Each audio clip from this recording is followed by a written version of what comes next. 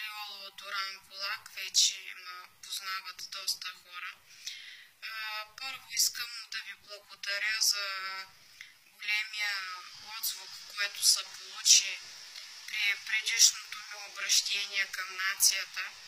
Сега искам да изразя своето изключително възмущение от това, че се прекъсна прякото предаване от Бузлуджа, защото в страната има много дадени другари и другарки, комунисти и комунистки като мене, които са БСП и които нямат възможността да отидат на Бузлуджа и да се поклонят пред там падналите за свободата на България наши другари, да поднесат цветя.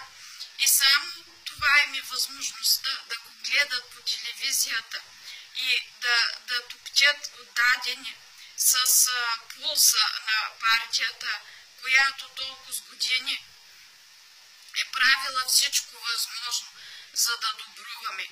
Искам да ви кажа, че съм съвсем убедена, че виновен за цялата тази работа е оня Костов, който украде България, измъкна залъка на пенсионерите от устата им.